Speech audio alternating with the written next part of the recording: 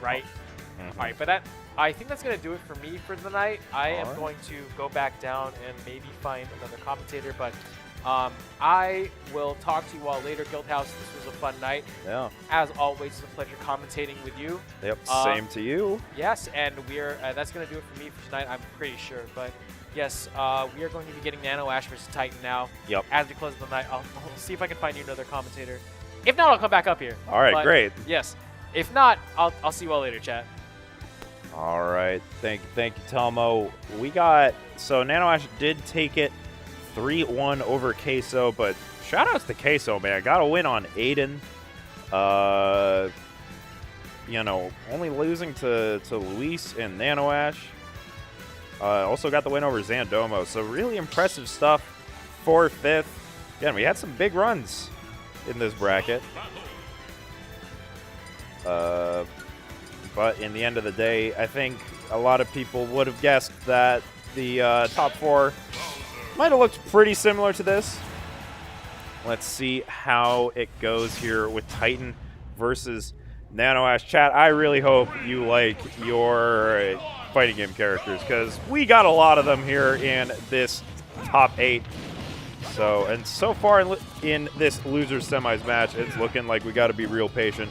Nanoash has kind of been running the Shoto gauntlet. We did see them play a competitive set to Titan versus Icon that they did ultimately end up dropping.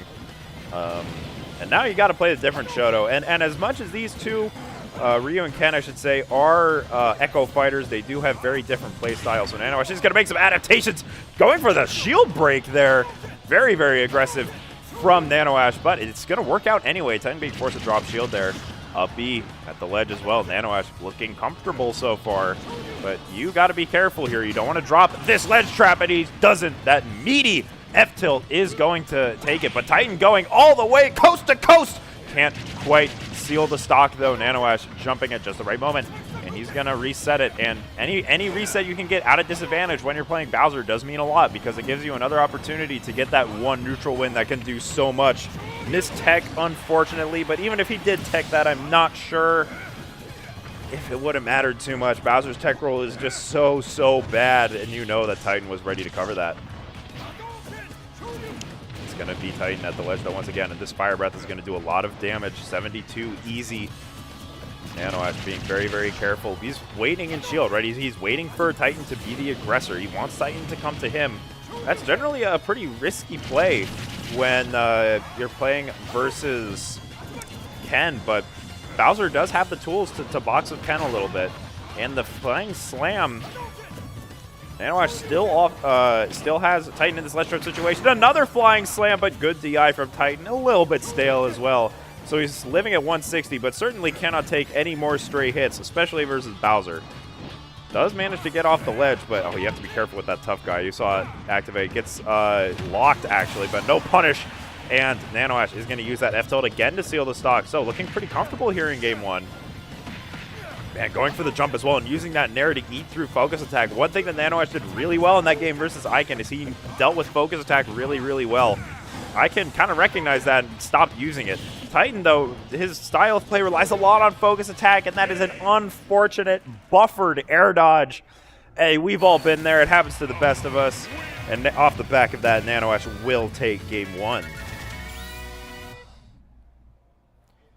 So let's see how Titan adapts. Nanoash played that really, really well. I do think it's interesting that Nanoash did just play a Falco as well. So Nanoash has been playing a lot of against a lot of characters that can do a ton of damage to Bowser once they get him in disadvantage. So he's got that patient play style that he has to have kind of locked and loaded right now. 3, 2, bring it on, go! All right. So we're going back to PS2. I don't really think the stage was the issue from Titan, so I totally get why they would choose to go back here. Okay, using that up B again really, really well. Titan has not found the counterplay to this up B yet.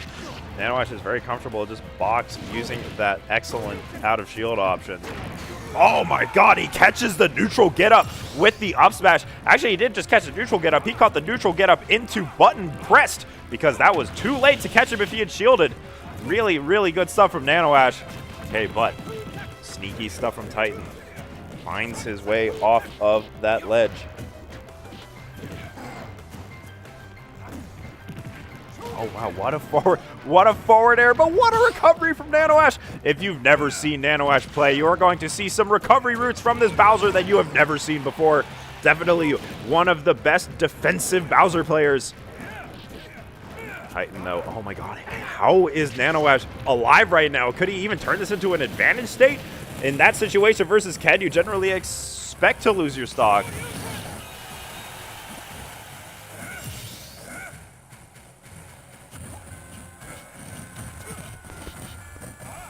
See what Nanoash can do here. Oh no, the shield gets broken. Now what do you get out of this, Titan? Oh, okay, hang on a second. Oh, not gonna go for anything huge, but we'll take the damage and continue this ledge trap.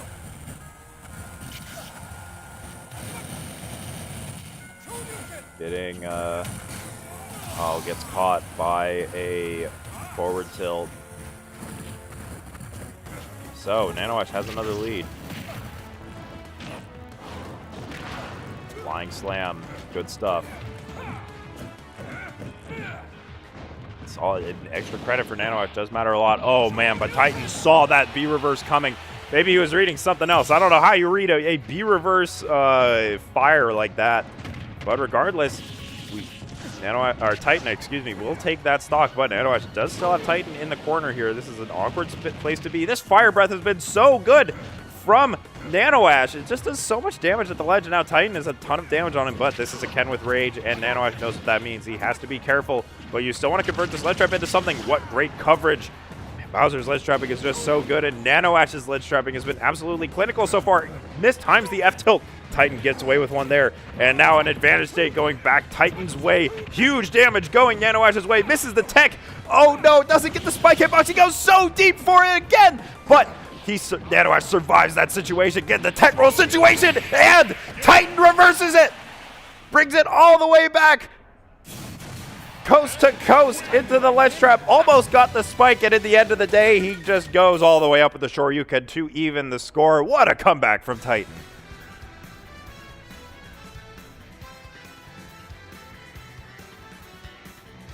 So, where does Nanoash go here? Do we go back to PS2? Do we try and switch things up? I do think a large stage was not a bad thing for Nanoash necessarily. Gave him a lot of room to play. And, you know, a lot of the game plan is revolving around forcing Titan to approach and combating that with these up Bs, with these fire breaths, with these fade back forward airs.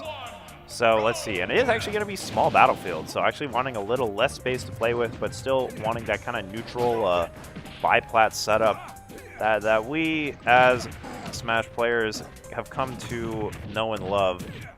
But it's going to be Titan going for the spike, but I think Nanoash is still alive. He is. Uh-oh, going all the way up the ladder. Yeah. Titan now is the one in control. It's just so demoralizing when you lose game 2 in that fashion, but Nanoash has to reset, bring things back, bring it back to the game plan that was working, which is this, ledge trapping. Ledge trapping and defensive play. Oh, he catches him with the up smash, but that is the sour spot of the up smash. He's going for the sweet spot of the up smash that time. Great usage of the up B to eat through that focus attack. Oh, good spot dodge from Titan. That's going to reverse the situation. And oh my, it's so scary for Bowser every time he gets put into that tech chase situation. But does actually survive with the stock still intact. Oh no, but the first whiffed up B of this game is going to hand the second stock over to Titan. So Titan has a big lead to work with here in game 3. That back air is going to pick up Nanoash's first stock, but full stock lead, and if you're whiffing grabs like that, like, I get it. You gotta. It's hard for Nanoash now because he has to be the one playing aggressive at this stage to an extent, and Nanoash is very capable of that. But I do think the game plan where you're being more defensive, in game 1 and 2 was definitely working really, really well. But hey, this is going good. A lot of mix onto these flying slams. 74 now. Onto Titan, another ledge trap situation. That it might be a little bit aggressive on that up smash. Titan saw it coming. And now it's going to be Nanoash in the corner here. Great great option to get out of the corner. It's a really, really bad spot to be. But Titan now has Nanoash in the corner once again. Very, very scary situation. Oh no, tech situation. What can you do out of this Titan? No, great SDI from Nanoash is going to get out of danger for the time being, but you are still at a high percent versus Titan. That's a very uncomfortable situation to be. Man, it's so scary when Titan is just kind of moving and grooving back and forth like that. Oh no.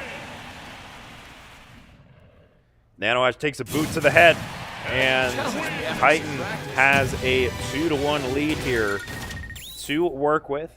Will Nanoash go back to small battlefield? Will they try something different? Let's see where they go. They're thinking about it. No, we're going back to small. No, I do get it. I don't think the stage is really the issue here. But Titan's adaptations have been really well. Not falling for Nanoash's defensive options quite to the same extent. So it does make it so that Nanoash does have to take the initiative on offense a little bit more. And, man, it's just so hard when you're in the, like, if you panic versus Ken at all, especially a Ken as good as Titan, like, you're going to take some damage. I think Nanoash kind of got away with one there. He ate a couple down tilts, but Titan didn't get anything huge out of it. All right. Oh, no, he falls out of the up B. That's really, really unfortunate. And it's so scary every time Nanoash is put into a tech situation because Bowser's tech roll is just so bad. And you know the Titan is looking for any sort of tech situation that could lead to a stock, but it's going to be Nanoash picking it up off the back of the parry F-tilt, and he's going to seal the rest of the edge guard. So now Nanoash once again has a lead to play with, and this is where he was playing really, really well in games 1 and 2. And still, how does Titan get down? Nanoash tried to seal the second stock there with the up smash, but he's still pushing the advantage. Titan is going to convert this into a kill. No, actually, doesn't get the right Shoryuken. So Nanoash is not, I was about to say he lived, but he didn't. So Titan, very aggressive F smash. I don't know if that was necessarily the play there, but Nanoash does still have Titan in the corner. Great. Oh, man. Oh, no. Titan actually goes a little too low there. Use the focus attack well to eat through the back air, which you haven't actually seen too much from Nanoash so far, but in the end of the day, just went a little bit too low for the Shoto's vertical recovery. And now Nanoash has absolutely no reason to approach whatsoever. Is going to force Titan to come to them. Big damage. Yeah, I mean, Nanoash has no reason to approach her. Hiding under this platform is a very powerful spot to be in as well because it really restricts the mix, aerial mix that Titan can do. That Titan can do with the focus attack. It's very scary, but Bowser is so heavy, man. Like, those spikes, gotta have a little more percent than that if you want to seal those stocks, even though the vertical recovery for Bowser isn't that good. Wait, oh man, will that be it? No, Bowser is so heavy. Any other character maybe, but Bowser will not be falling for that. Nanoash, and he's gonna reverse the situation into another ledge trap. That sucks. Oh no. Just a very unfortunate looking ledge trap there as Nanoash sets it to game 5. You know, it's nice to have a game 5 set on stream. We've had a lot of, at least in these top 8 sets, there's been a lot of 3-0s. So, you know, it is great to see a game 5 set. It's a fast and furious game 5 set at that. These two are both on the razor's edge. And getting to 3rd at a Guildhouse, potentially even further than that, because both these two could definitely make things happen versus Iken. But getting to 3rd in a Guildhouse this stacked is a very, very impressive result. But you know they're not satisfied with it. You know they want that W. But you got to win the game 5 first. Going back to small battlefield. This is actually Titan choosing to go to small battlefield. So clearly feeling that this is place they want to be. It's going to be some damage coming Nanoash's or Titan's way. Very aggressive up B though, and if you whip the up Bs in this matchup, that is not good at all. You're likely going to take a big punish, but Nanoash over these past couple games has not been taking any huge punishes The SDI is good, the DI is good. You gotta make the most of everything that you have when you play a heavy character like Bowser. When you play a character with bad disadvantage, you just become so good at using the limited options that you have. So you will find, just in general, when you're playing somebody as good as Nanoash and they play a character that has bad disadvantage like Bowser, you will find that they have a lot, that their DI, their playing disadvantage tends to be absolutely immaculate. And speaking of immaculate, let's talk about that edge guard, that edge play. But it will be Titan finding the spot, the spike, excuse me. Nanoash losing that stock in short order, so it's even once again fast and furious. As I said, these two are going at it. It's going to be Nanoash trying to push the advantage, but he misses the grab, and that's a really bad spot to be in. But the tech away is going to be just enough. Titan put into the ledge, but nothing huge coming out of these ledge trap situations. They're going to have to reset to neutral. Oh, great catch on that tomahawk. Titan, big damage. Oh, he was going for that spike once again. Wanted it further down to secure the stock, but Nanoash was ready with that air dodge.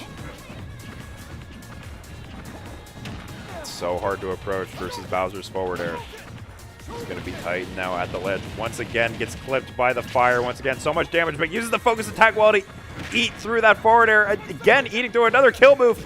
And will this be turned into a stock? You have Nanoash in the corner. The footstool, but it's not going to quite be enough. But still in the corner. I can't believe those down tilts didn't hit Bowser at the ledge. Can we talk about that? Like, that looked crazy. That totally looks like they should have hit. It will be Nanoash taking that stock with the up tilt off the back of those whiffed down tilts at the ledge. And Titan is on their tournament stock, but they are far from out of it yet, and Nanoash knows that. Look at how patiently Nanoash is playing. The Shoryuken is going to even the score. We got a last stock situation here in Game 5. These two want to get top 3. Oh no, the roll in Titan, but Nanoash SDIing well. Baiting back, but not responding. Titan is going to try and push more advantage. This is some decent damage going the way of Titan. 78 now on Nanoash, but you're going to need a little bit more. Nanoash trying to slow things down. That's a beefy forward tilt. Things can just turn so quickly when you're playing versus Bowser. Great uppy, and now the fire is going to do so much damage and catches Nanoash's jump. He has no jump, and Nanoash secures Game 5. He will move on to losers finals to fight ICANN. Very well played from both players, but it will be Nanoash stealing Titan's jump and moving on to losers finals.